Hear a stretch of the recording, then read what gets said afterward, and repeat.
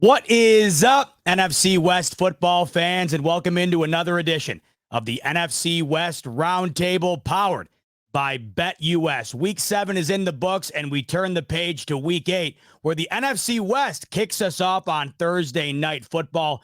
4 terrific games within the division this weekend. We will preview all 4 of them. Before we get the fellas in and dive into it, need you to do me a huge favor. You're already watching us right here. You're already consuming content on your favorite team. Why not do it over on the Autograph app where you can earn fan coins for doing what you're already doing? The link is in the description below. You click that link.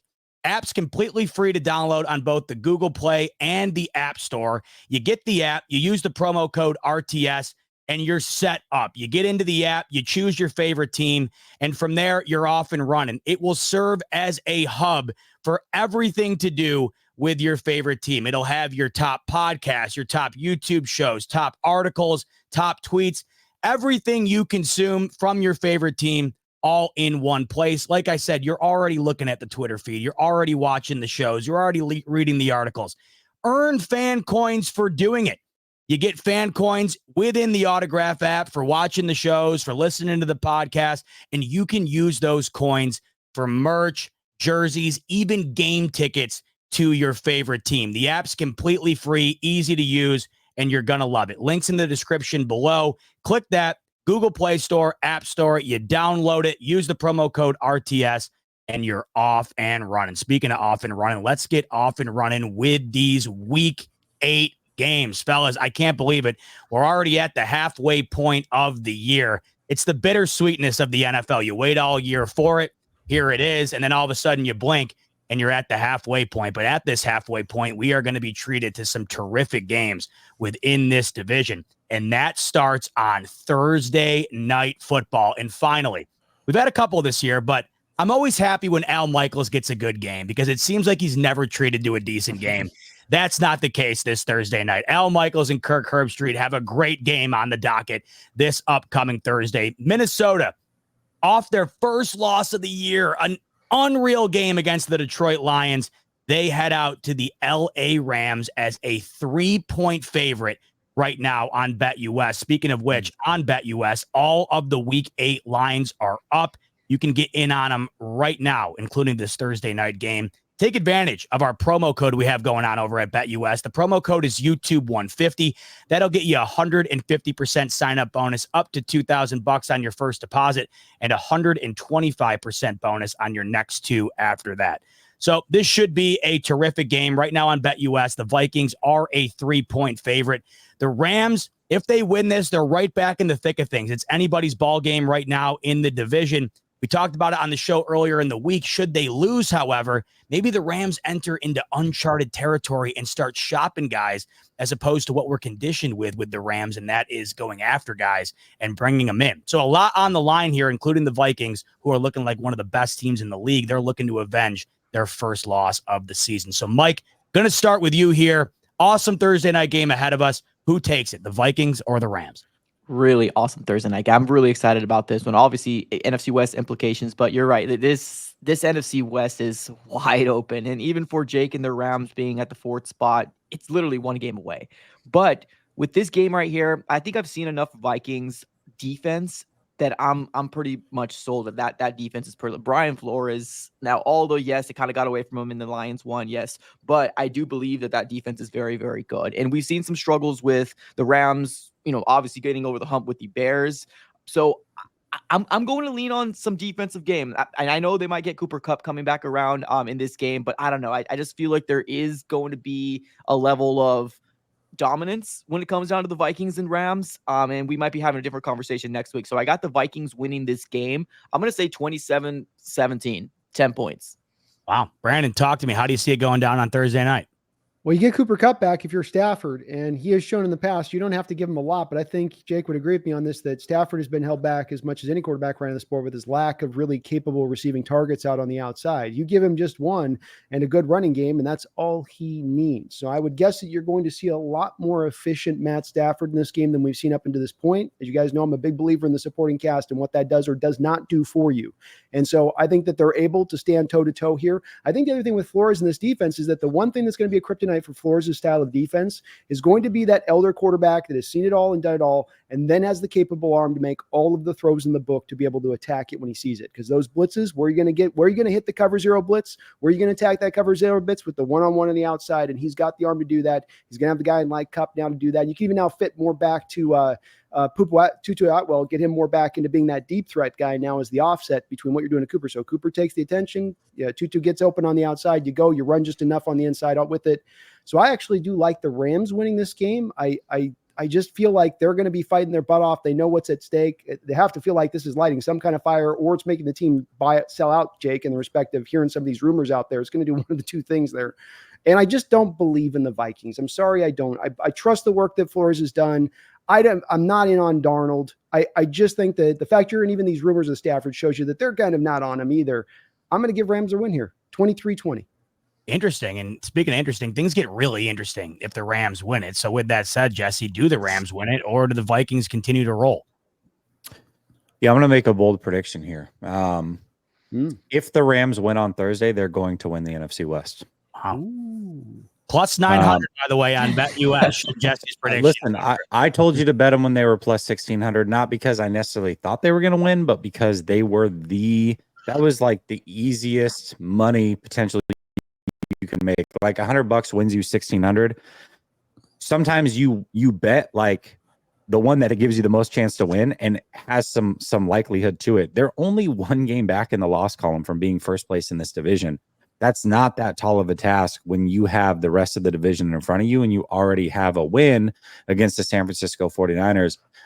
I look at the Rams and I say, first of all, it's not just Kupp. It's Noteboom and possibly Puka Nacua. They just opened his window and he says he's itching to get back. I don't know if he's going to play, but I think there's a real possibility that he's going to try to play for sure. And I like what Brandon said, which is there's going to be some desperation here. You think that Stafford likes hearing that he might be on the move. You think that McVay likes to hear that. You think Cooper Kupp wants to stand for that? No, I think that, yes, they could get traded. And if they get traded, they'll go to contenders and they'll still be really good players and all those things. But I think pride sets in a little bit. And I think they're looking at it going, hold on a second. We won a Super Bowl a few short years ago. We think we have enough in this building to make a run again. We're not quite done here yet. Let's go prove at home that we can still get a win. I do believe in the Vikings. I really do. Now, Sam Darnold is Sam Darnold, but they have all the other pieces. They have great weapons. They have an awesome offensive line. They have an amazing defense, two very good coaches. You can shield Sam Darnold enough to be a very serious threat, especially in the NFC with that type of team around him. But on 4 days rest at home, Stafford has seen everything. We saw what Goff did to that defense. Also another quarterback that has seen literally everything. I think the Rams do win this one, 27-23. And again, they may not. But if they do, bold prediction, they're winning the NFC West. Jesse, your bold prediction reminds me of roulette, where everyone sees the green 0 on the wheel and no one ever thinks it's going to hit. And then every time you don't think it's going to hit, the odds are terrible. The payout's great. No one puts money down on it. You spin it around. Your money's on black. Boom. That green pops up. So, Jake, the question is, in the pursuit of hitting green on the roulette wheel, do the Rams kick it off on Thursday night with a W over the Vikings? Well, Z-Bot, they're going to win this game. And here's why. Brandon, Jesse, you guys did a stellar job, so I don't have to do too much. So here's the deal with the Vikings defense. It's very good. It's very opportunistic. It forces turnovers. Love both of your points. And this was one of my main focuses. You look at the quarterbacks they faced, Brock Purdy, Daniel Jones, and nothing against Brock Purdy. You guys know I defend Brock Purdy. But Brock Purdy, Daniel Jones, CJ Stroud, these are guys that haven't seen it all, right? Matthew Stafford is one of those guys that has. And I really, a friend of mine, Packers fan, kind of told me, and I didn't realize, I don't know, I didn't really buy into it, but like he was saying, they scored 22 points in the fourth quarter against this Vikings defense. They had a shot at the end. They ran out of time. And now you're starting to see, okay, now the Vikings lost to the Lions. Is this where the Vikings have a little bit of a, regression, right? Like during the season, this happens, right? And then you look at the Lions. I think it's 0-4, 0-5 teams are when they play the Lions the next week. They lose. Short week, going to LA. LA gets to stay at home after a very motivating win. The defense forced 4 turnovers. I don't care who you do that against. That's going to help you. They have their secondary figured out. They just signed Akello Witherspoon right before we started recording. And I just feel like getting Cooper Kupp back, Joe Noteboom, Puka Nacua is going to be a Seattle game thing. I don't see him playing. But just getting Cooper Kupp and Joe Noteboom back are going to just pay huge dividends. Sean McVay knows, O'Connell very well. I mean, he was the OC the year they won the Super Bowl. So there's that familiarity factor. And that could be said both ways. I mean, it's not like he dominates, guys that were on his coaching staff. He still hasn't beaten Matt LaFleur.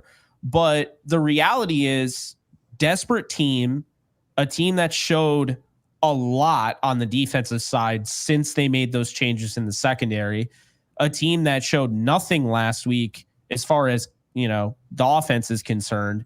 And you're going up against the third so they allow the third most passing yards per game. The Vikings do. A lot of people don't realize that. In addition to that, run defense is really good. But when you look into it, how good are they really? Jordan Mason had a good game, and Jahmyr Gibbs just went for 116. My guess is they're a good defense, but they're exactly what I thought they would be. They are an opportunistic defense. They can force turnovers. That is going to be their thing. But I think the Rams are kind of similar in that sense. But the Rams want to throw the football. Make no mistake about it. They've wanted to throw all year. And I think this is a really good matchup for the Rams. I know a lot of people would disagree because of all the youth up front on the offensive line, but I don't think they're going to be able to stop Kyren Williams. I think it's going to open up the play action passing attack. And then I think now you have Tutu Atwell, as Brandon mentioned, in more of that deep threat role because, a Cooper Kupp is back. If Jordan Whittington plays, like I said on the live stream, I mean, Jordan Whittington is averaging more than anybody in terms of yards of separation per route run. So this is one of the better receivers on the team. And last week he only played like 9 snaps at the end of the game because he had a shoulder, injury from the Packers game. If Whittington's playing, that's going to help. But even if he doesn't, having Cooper Kupp, having Noteboom at left guard, it is going to go a long way. I got the Rams 29-26 in this one. I think they're going to have to kick quite a few field goals because I do think when it gets into that tight area, the Rams have already struggled, but I think we've seen some really good things out of Brian Flores' group.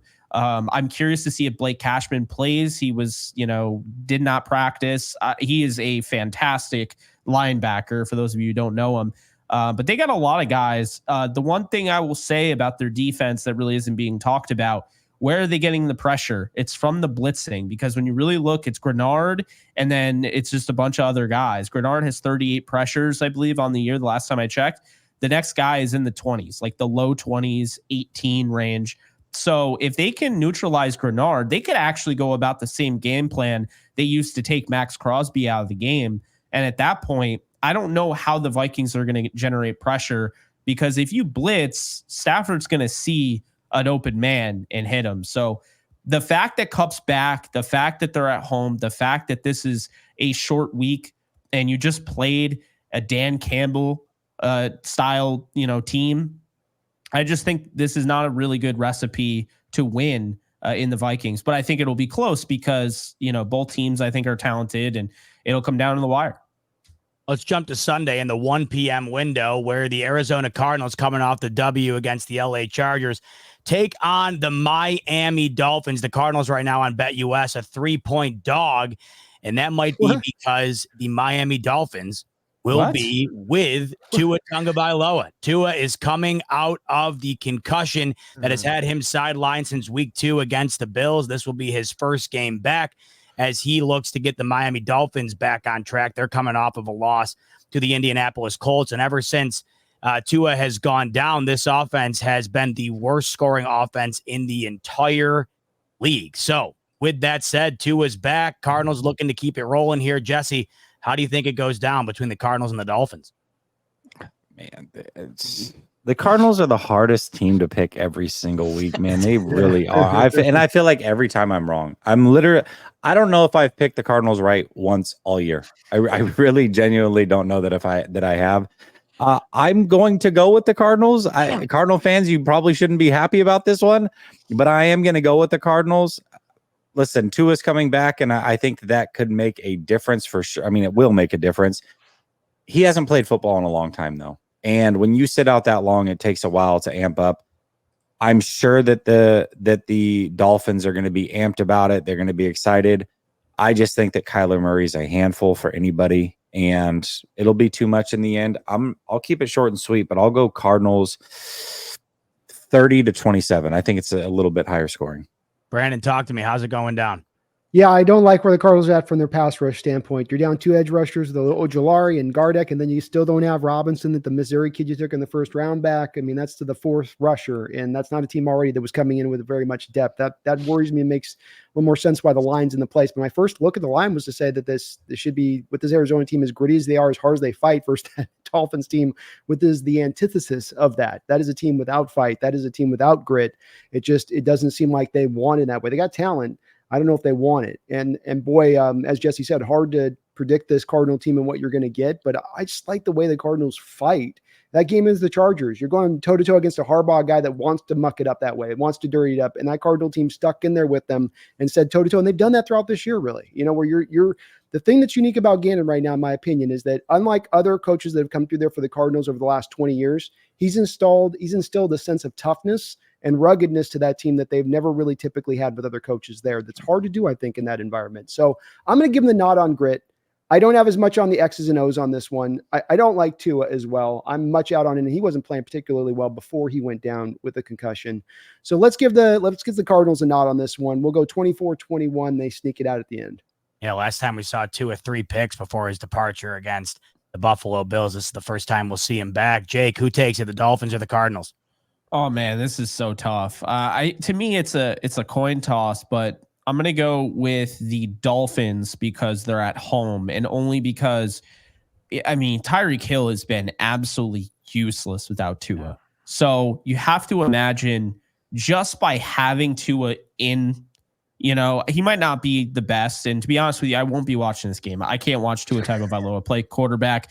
I'll be nervous wreck. You know, I'm genuinely worried about him, and I genuinely don't think he should be playing quarterback in the NFL. But as long as he stays healthy and doesn't actually have another concussion, Tua is a solid quarterback in this league. If he can get the ball to his weapons, which they still have plenty of weapons, it's just, you know, I don't know if McDaniel has been like exposed. I don't know what to call it, but these guys have not been able to do anything. And we saw what Tyler Huntley did when Lamar Jackson was out in Baltimore. So not really sure what's going on, but I do think this is one of those games where, you know, the defense is giving them chances to win. They gave them a chance to win against the Colts. They, you know, barely beat the Patriots 15-10. These have been close enough games. I mean, the Seahawks game, they're starting Tim Boyle, for Christ's sake. So I'm going to say they win 20-17. And I'm sorry, Mike, that you're going to even have to watch this, because, I mean, between the game being hideous and also just worrying about Tua's livelihood, I can't do it. My anxiety will go through the roof. That's fair. Might not be a great watch, but Mike, damn it, I know you're going to watch every second of it. So with that said, Cardinals or Dolphins, who takes it? My anxiety would be high, but that's for a completely different thing, right? I'm hoping for a Cardinals win. I think great points made across the roundtable here. I think Tua will have some rust. But this Cardinals team is very, very hard to predict. Even coming from a Cardinals fan that's watched all 60 minutes of every one of these freaking games, I just don't know what team's coming out. I think that if the Cardinals defense can give us a glimpse of what we've seen, in this last week, well, I guess yesterday versus the Chargers, I think the Cardinals can, do really well, because although, yes, we don't have a pass rusher, we still got, pressure on Justin Herbert. And I think we can actually provided 3 sacks. So like sacks are coming. Like we just don't have that big X factor, right? We don't have the Bosa, we don't have the Garrett, we don't have the Crosby, but we do got guys that are making plays when certain blitz are being called. So I'm gonna go ahead and go with my Arizona Cardinals on this one. And like I said, I'm just throwing a flyer and a Hail Mary out there. Now it does suck that we are playing in Miami. It does suck that we are going to the East Coast, which usually don't do good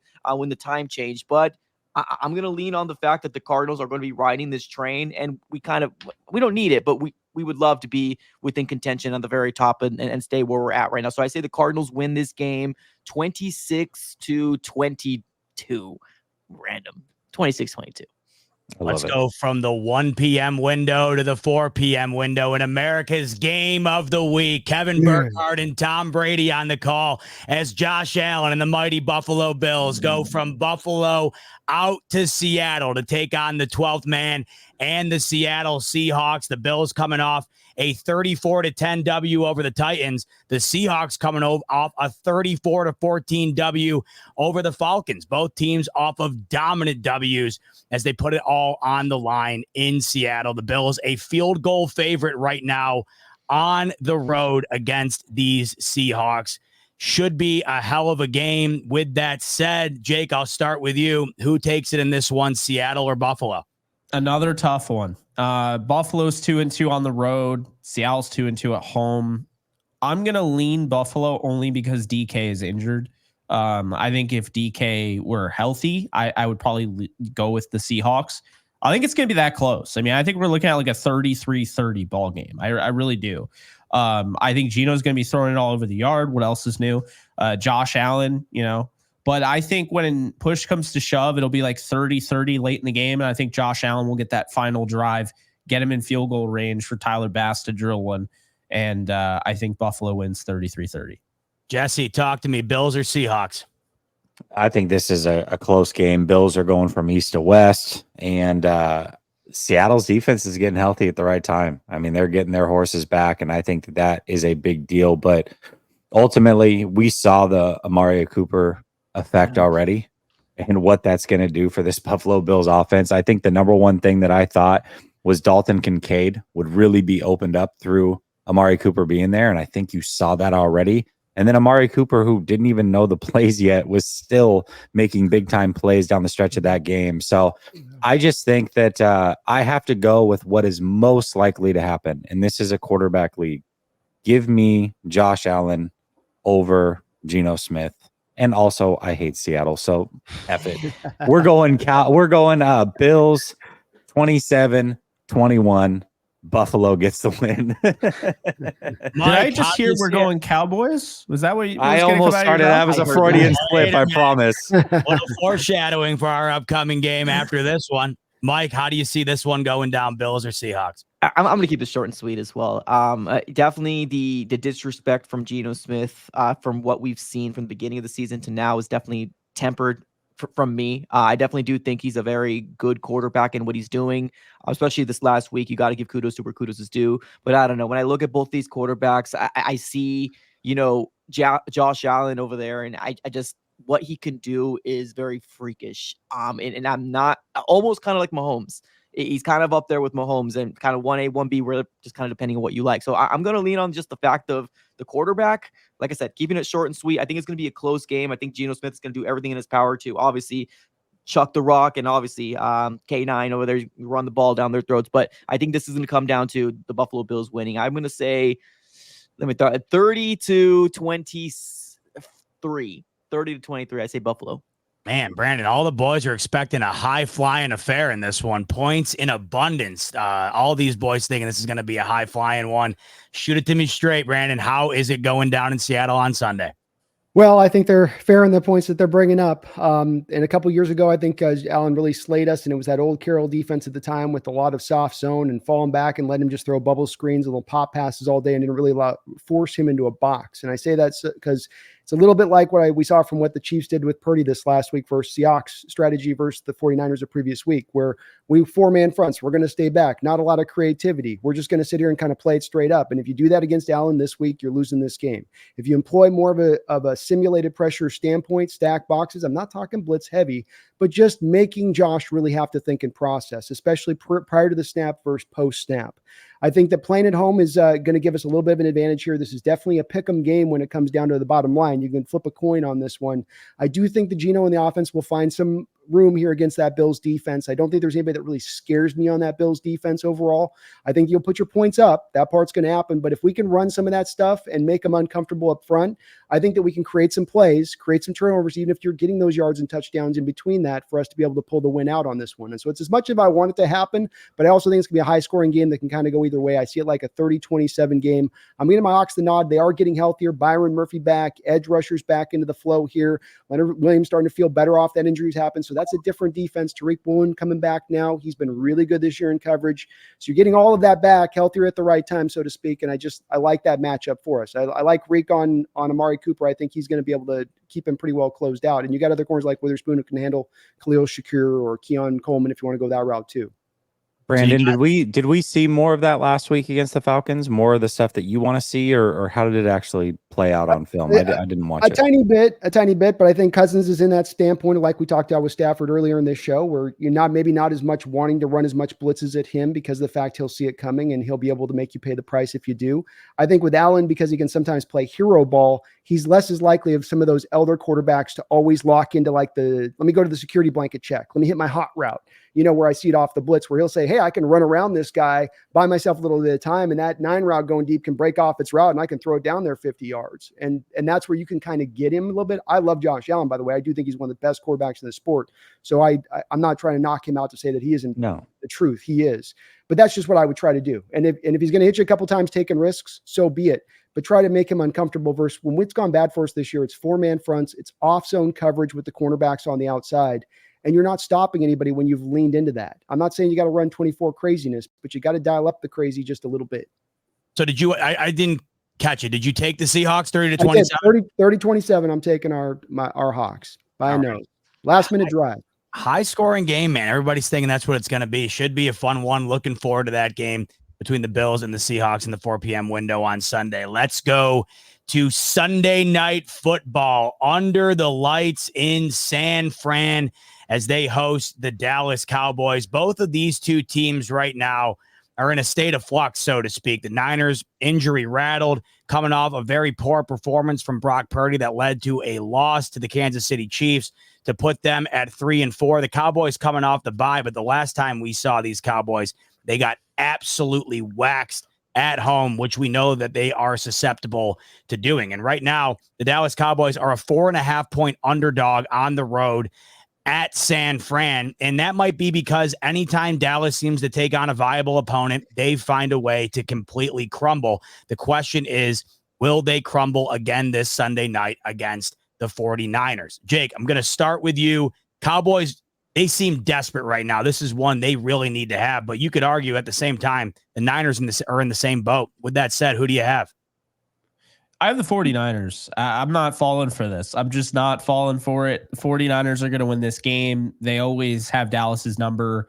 Dallas is 3-0 on the road. That's the good news if you're a Dallas Cowboys fan. The bad news is those are games against the Browns, Giants, and Steelers, okay? This is the team that is the worst run game in the league, bar none. They give up 28 points per game. This is a get-right game for the 49ers, and they get to do it in front of the entire world. So I think that we're going to see a heavy dose of Jordan Mason, and I think that the 49ers are going to win this game, and I'm going to say they win it 34-17. The Steelers' victory looks good, though, in hindsight. Now it does, but like I was throwing in the Giants and Browns. Like the Giants and Browns don't look good. Yeah. When you do look at that Cowboys win over the Steelers, though, it was uncharacteristic of them in the fact that they actually pulled off a clutch moment late in the game. It was a 4th down touchdown that got them that victory. Outside of that, though, I mean, Dallas, it's really been Strugglesville. Mike, how do you see it going down between the Niners and the Cowboys? The Dallas Cowboys are frauds, man. They're just not good. I've seen Dak Prescott. Unfortunately, I got him in my fantasy league. He sucks this year. He's god awful And just this team in general, right? They don't have a run game. They depend a lot on CD Lamb, which I still think is a really good wide receiver. It's just what they got going on right now. Jerry Jones doesn't even know what the heck's happening within that organization. I still do think I'm leaning on the fact that even though we got the San Francisco 49ers injured, right, in a lot of key pieces, that team is physical enough to win this game. And I think that just bar none with Jordan Mason, they're just going to run the house all over them. And they're going to make Cowboys fans panic all over the world, which is absolutely amazing. So I'm going to say the 49ers win this game. I will also say about 31 to 13, just to keep it different. But I like the 17 number, but yeah, to keep it different. Brandon, who takes it on Sunday Night Football? We'll channel Jerry here a little bit. I'm going to tell you something right now. All right. We're going to come in this game. We're going to take that 49er down team. Now, they've owned us lately. All right. They've owned us a lot. All right. But we're the Cowboys. We're America's team. Okay. You don't forget that now. All right. You got to forget America because we haven't won a long time. Been a while. We're going to come back this week. They're too injured. They're too beat up. They can't handle the Cowboy essence. It's our essence is going to win this game as much as anything else. And we didn't pay Dak $4 gajillion so he can lose all the time. Gajillion. We didn't pay CD Lamb so he can. Well, that's how it is in Texas, my guy. All right. We don't add dollars and millions and billions, baby. We go gajillions over here. All right. So don't you forget, Cowboys, America's team, win Sunday prime time. We don't lose on prime time. We haven't lost on prime time in 22 years. Little known fact. Seriously, I will say I think that the Niners are going to expose where the Cowboys are. The Cowboys are basically the same team every year. It's like watching Groundhog Day in NFL form. You know, they just should have Bill Murray as their guy on the side of their helmet. I love that. So I think the Niners do pull this one off. I think it's going to be a tough game. It ain't going to be easy because of the injuries, man. It isn't. Maybe we get the parasol goes off, maybe, huh? Maybe get a little bit of here's why he's a first round pick, right? But I still think that they're just a better team. They're better coached. You got lame duck McCarthy there. I said at the start of the year, you don't want to do this. There's a reason teams avoid this at all costs. Even with a guy like Tomlin, there's some, he's consistently winning, but we're not getting there. They still got him on a contract extension prior to the year because you don't do that as an NFL organization. But this is what you get. You get when you get a billionaire who's also, I'm an owner and I'm a general manager. I'm brilliant. All right. I didn't need Jimmy Johnson. All right. F Jimmy Johnson. I brought those titles. Okay. And he's all in. He's all in, Jesse. Every year. We don't rebuild. Jesse, out here talking about rebuilding. All right. Cowboys don't rebuild. We reload. All right. That's just the way we work down here in the South. Jesse, I know it's been tough, especially this past week, but I think Jake said it. If there's ever a get right spot, it seems to be against Dallas for just about anybody who has a decent team. Regardless of what you think about the state of the Niners right now, this is still a decent team. So with that said, Sunday Night Football, Niners looking to get back on track. Did they do it against Dallas? Yeah, sure. I mean, it's tough making this prediction. Obviously, people are going to watch this on a Thursday, but we make this prediction on a Tuesday. We have no idea. I mean, there's so many players that are in flux on both teams that would really make this decision a lot easier to make if we waited. That being said, I know that I said, hey, we should sell. And I believe that. I truly do. But it's funny because the Dallas Cowboys to the 49ers are what the 49ers are to the Chiefs. There's no way you can pick the Dallas Cowboys to win this game. You just can't do it. There's no reason to. They cannot beat the 49ers. They have proven no chance to do that. I mean, the 49ers have absolutely embarrassed them the last couple of times they played them. Last year, Kittle wore the F Cowboys shirt underneath his jersey, knowing he would score a touchdown to expose it to the world. So, yeah, I mean, the Dallas Cowboys really probably don't have anything for the 49ers, and Brock Purdy will play great, and Deebo Samuel will play great, and everyone's like, oh, they're back, and I told you, and I'll be like, it's the Dallas Cowboys. I'm not impressed. So 27-17 49ers. I don't expect them to lose this game at all. Give me them at home on Sunday night. There you have it, folks. All of the Week 8 picks are locked in, and we can't wait to see how it all goes down. We're going to talk about how it all went down next week on the next episode of the NFC West Roundtable. So on your way out the door, hit the like button and make sure to hit the subscribe button. That way you're notified of all upcoming episodes, including the recap episode of all the games that the fellas just previewed. Also, on your way out the door, as I mentioned at the top of the show, the link is in the description below. You're going to want to check out the Autograph app. You click that link. It's going to take you to either the Google Play Store or the App Store. You download the app completely free. You use the promo code RTS, and boom, you're ready to go. From there, you hop into the app. You choose your favorite team, whether that's the Niners, the Seahawks, the Rams, the Cardinals.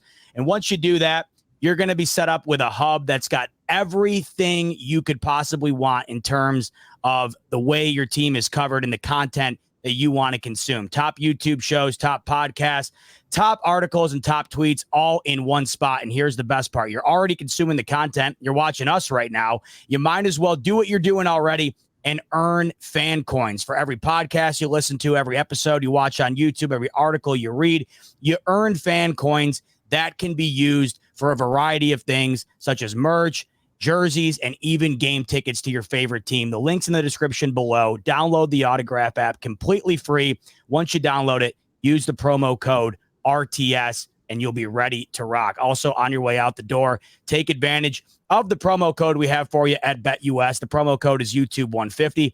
That'll get you 150% sign-up bonus up to $2,000 on your first deposit and 125% bonus on your next 2 deposits after that. All right, that's going to do it for us, fellas, and for everyone tuning in. Much appreciated, as always. For Jake, Mike, Brandon, and Jesse, I'm your host, Z-Bot. Thanks so much for tuning into the NFC West Roundtable, and we'll see you on the next one. Go Cards. F them